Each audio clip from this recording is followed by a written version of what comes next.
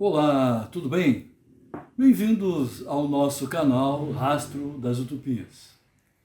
Inicialmente, gostaríamos de lembrar, não esquecer de curtir e se inscrever no canal.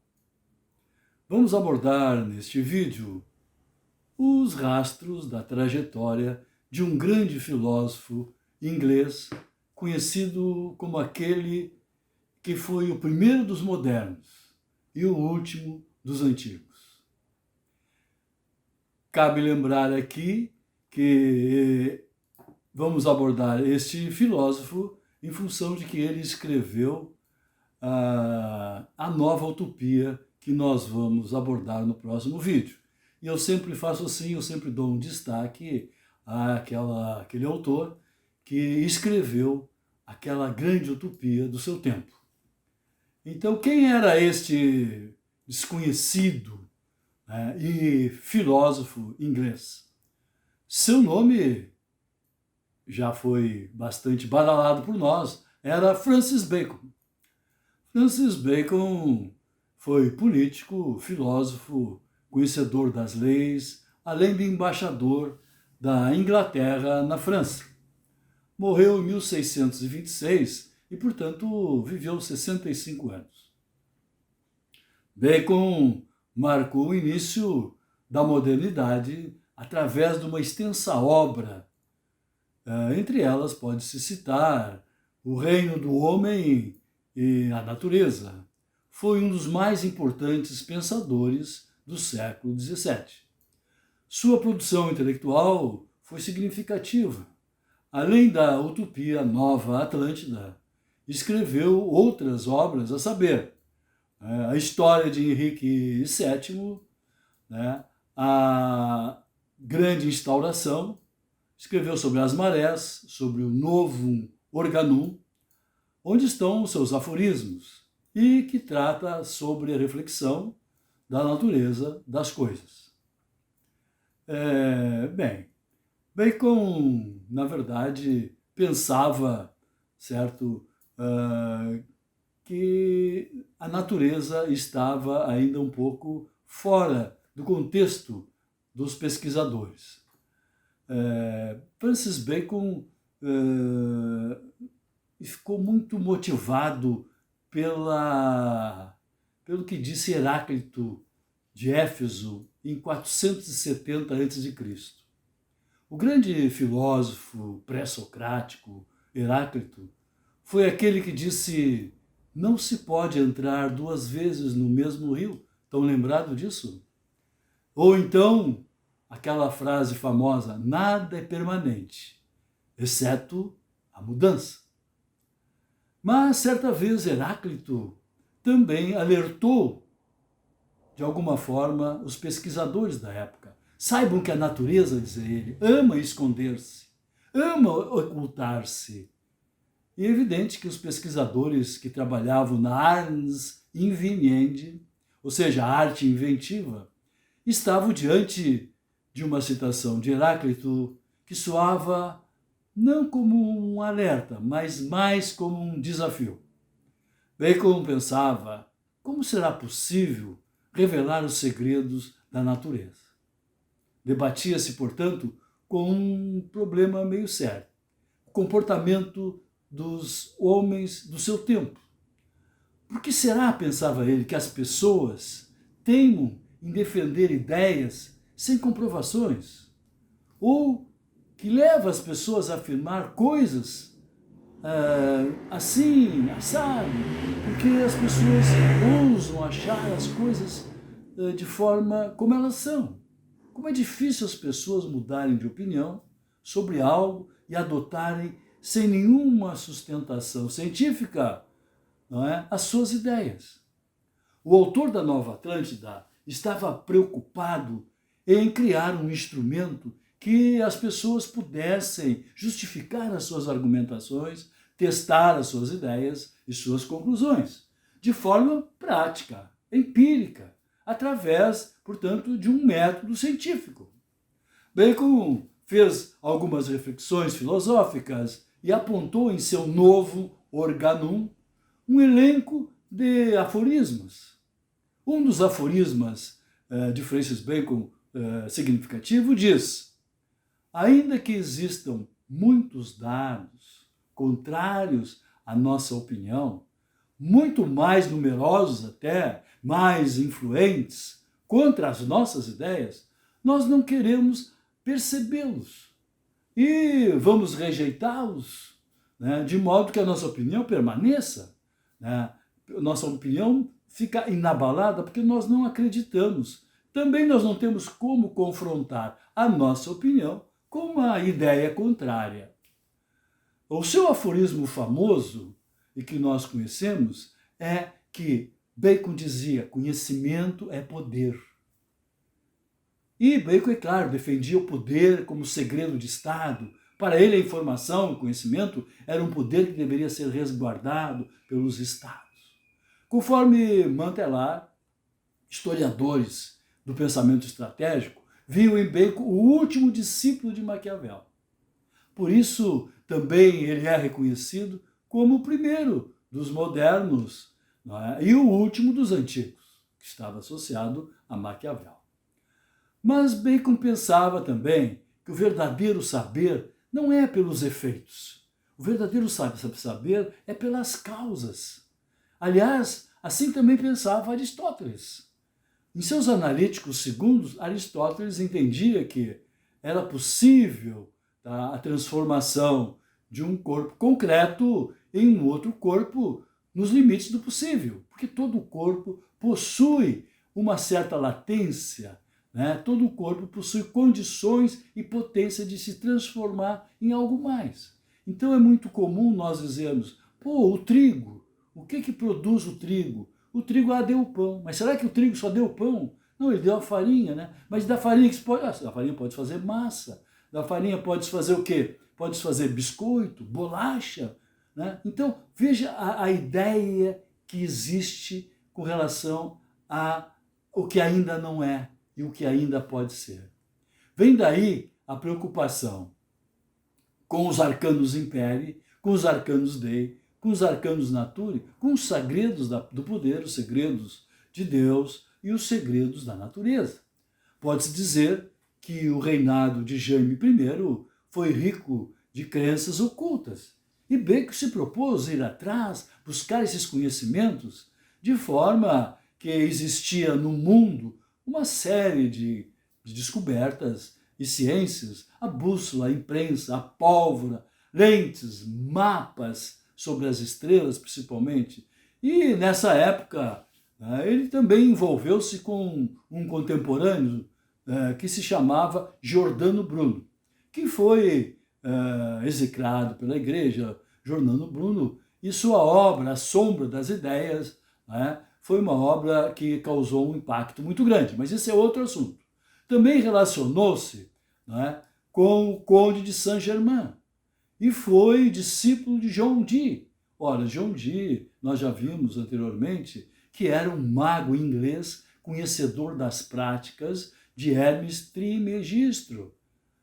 Tais caminhos levavam a descobrir os mistérios que envolviam a cabala, a alquimia e outras formas de ciências ocultas, principalmente aquelas que envolviam a natureza. Bem, estava presente a ideia da pansofia, portanto, organizar todo o conhecimento do mundo, reunido em um único compêndio, e daí a sua missão foi buscar todo esse conhecimento, trabalhar para que pudesse identificar esse conhecimento através do que ele chamou a grande instauração. Bacon postulava para o ser humano uma atitude diferente. A ideia era não encontrar oportunidades ao acaso, mas sim era preciso criar as oportunidades. E a natureza estava aí, se oferecendo. Em seu outro aforismo, Bacon dizia: não se aprende a não ser pela experiência. Alertava aqueles que afirmavam certas verdades, que a verdade, se dizia, é filha do tempo e não de uma autoridade. Não é porque alguém possui autoridade que pode gerar verdades. é um contrário, é aqueles que estudam as verdades, que testam as verdades, é que podem ter autoridade sobre uma determinada área, uma determinada esfera do conhecimento. Nos seus aforismos, ele propõe ainda mais. Enfaticamente, diz ele, já é tempo de expor a arte de interpretar a natureza. Bacon escreveu seus aforismos comprometido com a pesquisa e a revelação da natureza. Daí a sua grande preocupação em registrar todo o conhecimento do mundo, toda a ciência, toda a tecnologia de sua época. Bacon faz uma crítica a Aristóteles. O método que Bacon vai utilizar, tá, era o método de Aristóteles. Mas ainda não, Aristóteles não tinha um método verdadeiramente científico. Quando se pensava no método, por exemplo, no método que justificasse, faltava a forma que pudesse justificar. Uma determinada resposta, às vezes, não era fundamentada. A ausência de uma metodologia que pudesse garantir a realidade com a prática, com a experiência, e uma solução coerente para determinado problema. Ora, sabemos que os gregos exibiam várias metodologias, e essas metodologias eram necessárias para justificar suas decisões. Entre eles, podemos citar dois métodos. Né? Esses dois métodos, um dedutivo e o outro método indutivo. Bem, o método dedutivo, muito utilizado por Platão na época, foi muito empregado por Galileu também, Galileu se considerava até um herdeiro da metodologia dedutiva. Galileu não abria mão, tá, de uma experiência para buscar os segredos das estrelas com seu grande telescópio. O método dedutivo parte do geral para o particular. Sua origem grega foi melhor desenvolvida por Descartes. Spinoza também trabalhou nisso e Leibniz. Um exemplo, por exemplo, que nós podemos citar com relação ao método dedutivo é, por exemplo, todos os homens são mortais. Francis Bacon é homem. Logo, Francis Bacon é mortal. Então nós estamos partindo de uma ideia geral, todos, né, e pegamos um particular, Francis Bacon, e chegamos a uma conclusão que esse particular, não é, ele também atende àquela premissa maior. Bom, isso com relação ao método dedutivo. Agora, Francis Bacon questionou esse método de alguma forma. Também ele questionou o método indutivo de Aristóteles. O raciocínio indutivo proposto por Aristóteles, chamado apagoge, traduzido para o latim por Cícero como inductio, pode ser encontrado em várias obras de Aristóteles. A obra do céu, da física, os primeiros analíticos, os segundos analíticos posteriores de Aristóteles. Bacon adotou o método aristotélico com algumas ressalvas. Essas ressalvas iriam reduzir e reduziram as incertezas da época. Né? E ele denominou de ídolos aqueles cuidados que todos deveriam ter para quando usasse esse método indutivo. Era preciso ter cuidado, principalmente com a questão da percepção, a forma de comunicação. O método indutivo parte de informações particulares para conclusão geral. É o contrário do método dedutivo. Por exemplo, a barata, a aranha, o mosquito não têm ossos. Todos eles são insetos. Logo, na conclusão, nós vamos chegar que os insetos não têm ossos. Partimos do geral para o particular.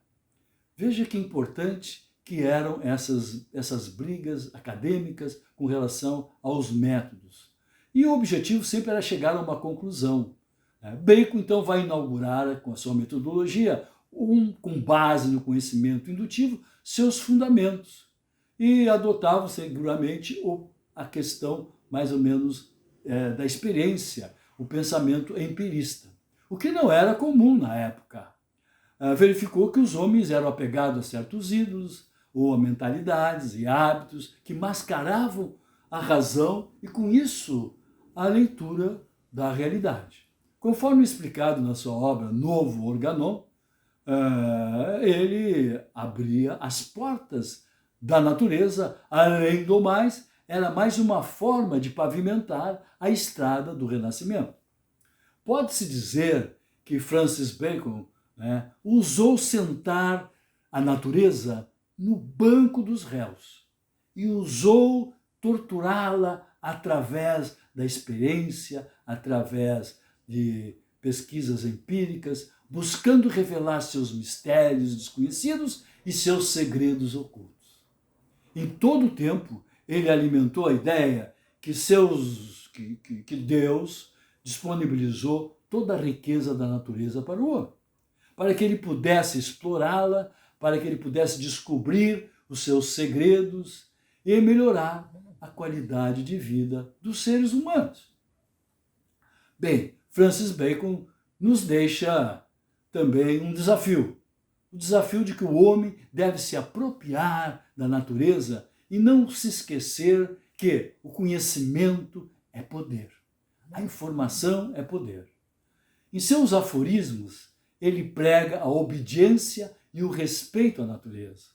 Diz assim, que o império do homem sobre as coisas se apoia unicamente nas artes e nas ciências. Entretanto, a natureza não se domina senão obedecendo-a. Então ele nos dá essa dica de que nós devemos obedecer à natureza. Não devemos utilizar a natureza de forma extravagante, de forma como nós estamos usando, às vezes, no mundo, com queimadas, através de poluição. Então nós temos que ter esse cuidado. E Bacon já alertava isso aí. Francis Bacon produz sua última obra, que nós vamos ver no próximo vídeo, A Nova Atlântida, que vai ser publicada após a sua morte. E ele falece em 1626. Certo, pessoal? Então, no próximo vídeo, nós vamos abordar esse tema da Nova Atlântida de Francis Bacon. Eu sou grato pela sua participação de todos. Não deixe de se inscrever no canal. Os vídeos às vezes são um pouquinho grandes, eu dou uma corrida para que a gente possa pelo menos ter uma visão do que é que se trata. Não deixe de dar o seu like. Procure meu site www.professorfossati.com, onde postei uma série de referências abordando este vídeo. Não esquecer, portanto, que nem tudo que se diz impossível é impossível. Obrigado e um abraço a todos.